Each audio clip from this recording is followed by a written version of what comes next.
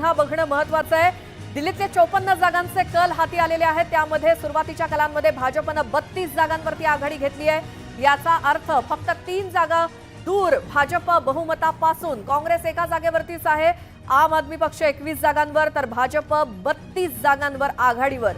आणि आता थोड्याच वेळात ईव्हीएमच्या मोजणीला सुद्धा सुरुवात होणार आहे आणि त्याआधी पोस्टल बॅलेटच्या या मोजणीनुसार 70 पैकी 54 जागांचे कल आलेत आणि 54 पैकी 32 जागांवर आघाडीवर भाजप।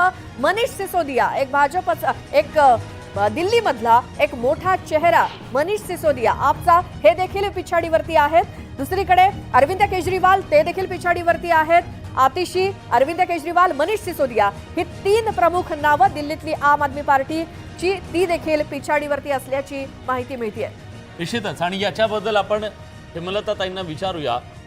ताई, ज्या प्रकारे प्रमुख चेहरे आम आदमी पक्षाचे पिछाडीवरती दिसत आहेत आणि विशेष म्हणजे काँग्रेस चा सुद्धा काही परफॉर्मन्स सुधारताना दिसत नाहीये, तुम्हाला असं वाटतं की यावेळेस भाजपसाठी तिथं संधी दिसतेय? आताची जी आकडेवारी दिसते त्याच्यानुसार स्पष्ट दिसते की भाजपला तिथं संधी दिसतेय। परंतु जेव्हा ईव्हीएमची मतमोजणी सुरू होईल तेव्हा सामान्य जनतेचं काय मत आहे तेही महत्त्वाचं आहे। पण ईव्हीएम बद्दल काही संशय? नाही, ईव्हीएम बद्दल संशय घेण्यासारखी काही परिस्थिती अजून माहीत नाहीये।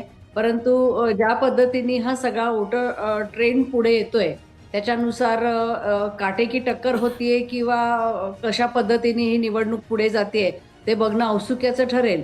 काँग्रेसच्या जर जास्त जागा वाढल्या तर आपला सत्तेमध्ये येण्याची संधी आहे असं एकंदर चित्र दिसतंय आणि आता आपल्याला थोडा वेळ द्यावा लागेल। परंतु जे मी मगाशी सांगितलं की केजरीवालांचं जे आंदोलन आहे अण्णा हजारेंना सोबत घेऊन आणि त्या आंदोलनानंतर केजरीवालांचे एक प्रतिमा आणि ज्या पद्धतीने एक चेहरा पुढे आला तर दिल्लीमधला जे काही वोटिंग होतं काँग्रेसचं ते आपकडे शिफ्ट झालं। त्यामुळे या परिस्थितीमध्ये काँग्रेसनी आघाडी करायला गरजेची होती का आणि अलायन्समध्येच काँग्रेसनी लढायला पाहिजे होतं का, या प्रश्नांना मला असं वाटतं काही अर्थ राहत नाही। काँग्रेसला स्वतःच्या पद्धतीने स्वतःचं अस्तित्व ग्राउंडला काम करणं आणि कार्यकर्त्यांची फळी ही पुनश्च उभा करण्याची गरज होती।